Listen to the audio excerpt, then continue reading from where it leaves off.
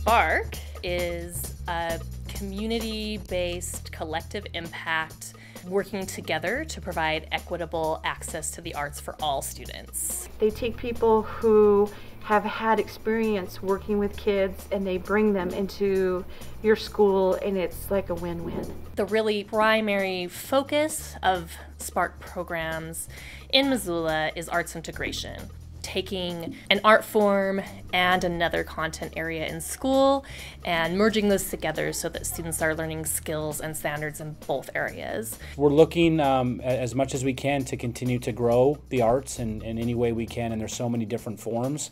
So I think the exciting thing for our staff is what fits our kids, what fits our building, what fits our classroom, and that's where that exciting, innovative, imaginative process starts.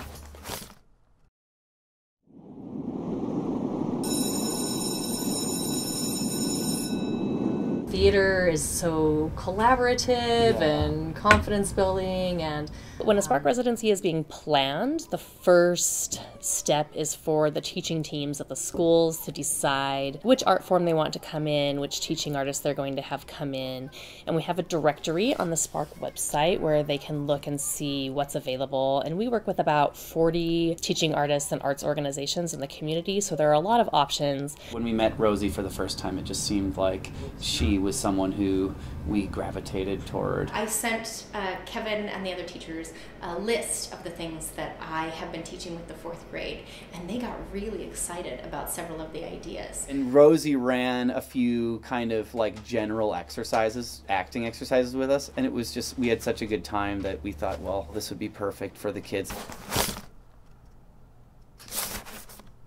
So when we sit down and I say, what has worked in the past for this lesson with you? And what have you hated about teaching watershed, for example? Grand. So origins of water, watershed. Integrating that with theater, usually what I do with that particular lesson is have the kids write origin stories or create origin stories about something in their own environment. And from there, I can start to take those ideas along with the Common Core curriculum that they need to hit, their learning targets, and start to develop a lesson. I think the speaking and listening one is huge. What's our end goal? And what's the best way to give all the learners a relationship with that information? The first session tends to be stronger in the art form because that's often a new way of learning and experiencing school for the students. Can anybody tell me what one of the things is that we like to do or use as a tool in theater?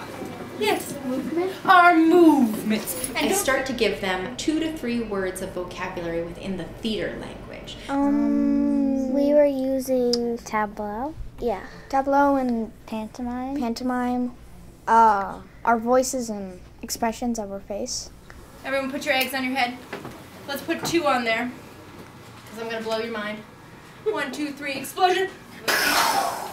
What is the last tool that we like to use? Imagination. Our imaginations. And what they don't realize, which is really cool about integrated arts, is that I already have the vocabulary list of what we're learning about in our science and social study curriculum, and I'm peppering those in. Some sort of tale that had to do with erosion.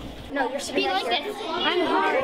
And then be like this. We did the erosion as a little play. So we have rocks and wind and water. What are you guys? Rocks.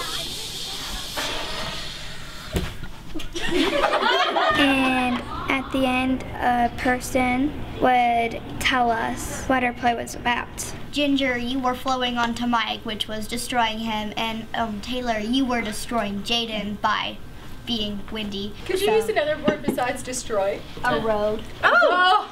I was not expecting science in theater, and I thought that's really cool to learn about that stuff while you're having fun. Perhaps they wanted to break apart. They wanted to change and become somebody new. They don't really expect it to be connected to their other curriculum, and then there's sort of that aha moment where they realize, we just learned something about science. By the end of the lesson, every single day they will have had interaction with me with their academia curriculum and their theatrical curriculum. We saw what erosion was and how it worked, and then we made like these pictures that moved and we didn't use talking that showed how erosion works. Yes, I had a lot of fun. After each session, we sat down and debriefed about how things went. Should we continue going down this direction, or should we, and how should we build off that?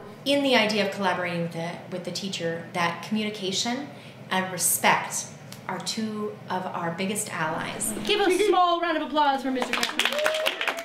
I felt very hands-on during this process. She was able to incorporate us as staff. I'd be standing back there and suddenly, and what do you say, you Mr. Cashman? And suddenly I'm part of this improv game, you know? And I think that really, it just made everybody feel at ease and let their guard down and have fun. Each of those sessions built to this culminating session today, which gave the students an opportunity to perform in front of one another. We always create a culminating event that has some aspect of audience. With the lower grades, I try not to make it a huge pressure. We're not trying to make a perfect product where everybody says the right line and everybody wears the right costume. We want them to create something, and that's what makes integrated art, is they get academia and arts, and then they create something that is theirs. Our idea initially was to get the students more kinesthetically involved in the changes that our watershed has experienced over the last century. By the third session, it was clear that the beaver focal point was where we wanted to go with this, because the students were having so much fun with it. We were really enjoying it, and beaver tied it all together. We did the final bits of our tableaus and pantomimes with our dialogue. As a hunter, I used to love to eat beaver tail, but now that it's illegal, I like the dessert from Canada called the beaver tail. Guess I can't hunt anymore. I was absolutely amazed at all the things that the kids had learned, you know, without a pen and pencil in front of them. So, we learned about like how to act and how not to be scared.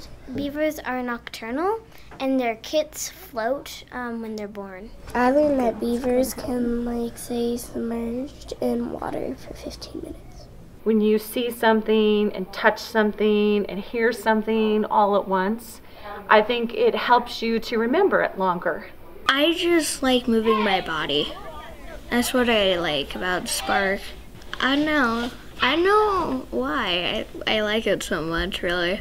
Usually I don't get like normal math and science, and it was an easier way to like sort of have fun with it. It allows our kids to create and to collaborate, and it's a different venue for our kids to work together and problem solve and come up with new ways to express themselves. So that pathway of creativity is big for our kids. Then the final step is an evaluation that the teaching artists and the teachers have a conversation about how they think it went, what they do differently in the future, what they plan on using as they go forward, and a written evaluation so that we can keep improving our programming.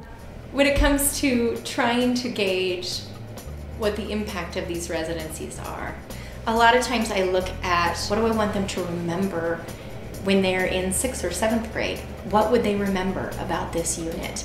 Rocks! The rocks are being broken down. Even though that session with Rosie took place a number of months ago now, we're really still, it really still comes up daily in conversation, and you can just tell that it left a lasting impression on students. Hello, everybody!